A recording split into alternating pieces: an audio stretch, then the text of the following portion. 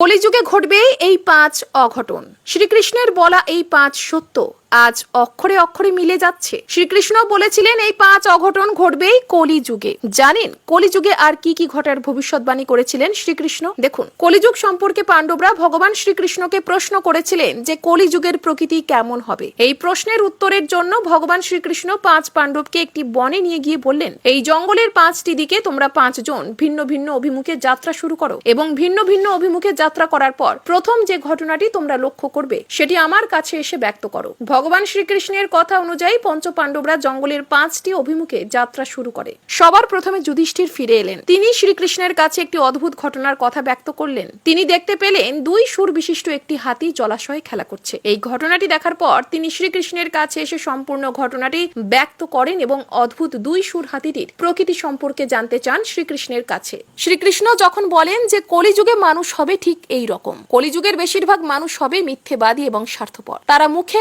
এক কথা বললেও কর্মক্ষেত্রে সম্পূর্ণ ভিন্ন থাকবে, অর্থাৎ কথা, প্রতিশ্রুতি এবং কাজের মধ্যে কোনো মিল তাদের থাকবে না। তারপর ভীম ফিরে এসে তার অভিজ্ঞতা ভগবান শ্রীকৃষ্ণকে জানালেন। তিনি বললেন তিনি একটি গরুকে তার বাছুরকে চেটে চেটে আদর করতে দেখেছেন, কিন্তু এত মাত্রায় বাছুরটিকে চাটছে বাছুরটির গায়ের ছাল উঠে রক্তক্ষরণ হচ্ছে। এই প্রশ্নের উত্তরে শ্রীকৃষ্ণ বলেন কলিযুগে পিতা মাতা তাদের সন্তানের প্রতি অন্ধ ভালোবাসা ও স্নেহ তাদের সন্তানের ক্ষতির কারণ হয়ে উঠবে। অন্যদিকে অর্জুন ফিরে এসে শ্রীকৃষ্ণকে বললেন একটি শকুনের যার বিশাল আকার ডানায় বেদ লিখিত আছে, কিন্তু শকুনটি নর মাংস ভক্ষণ করছে। অর্জুন পরমেশ্বর শ্রীকৃষ্ণ ভগবানের কাছে এর কারণ জানতে চান। তখন শ্রীকৃষ্ণ বলেন কলিযুগে ভণ্ড সাধকের পরিমাণ বৃদ্ধি পাবে, অর্থাৎ দেশে যে সব মানুষই জ্ঞানী হিসেবে স্বীকৃত হবে তাদের বেশিরভাগেরই মনোভাব থাকবে ওই শকুনের মতো। ওপরে ধর্ম সাধকে মোড়া জ্ঞানী মানুষগুলি আদতে নিজেরাই হবে ধর্মভ্রষ্ট।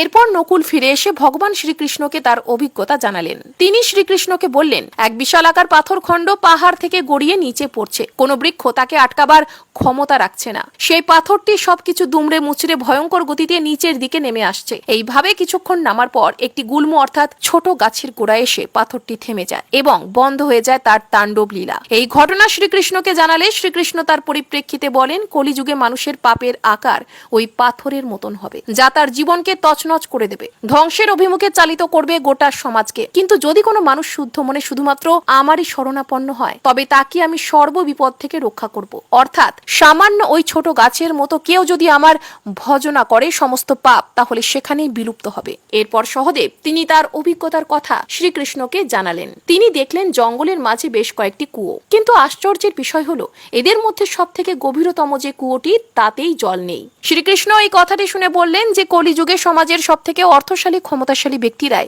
সেই সমাজে সবচেয়ে বেশি শোষণ করবে। যারা নিজ তারা কাম ও বিনোদনের জন্য এবং সুরা তামাক প্রভৃতির জন্য প্রচুর অর্থ ব্যয় করবে এবং সমাজে পিছিয়ে পড়া মানুষদের জন্য থাকবে শুধুই অবহেলা। অতএব গরিবের শোষণই হবে কলিতে প্রবল। ধনীরা হারাবে তাদের বিচার বিবেচনা করার ন্যূনতম বুদ্ধি। বর্তমান যুগ সম্পর্কে ভগবান শ্রীকৃষ্ণ যে 5 ব্যাখ্যা করে গেছেন একটু লক্ষ্য করে দেখলে বুঝতে পারবেন তা বর্তমানে অক্ষরে অক্ষরে সত্য।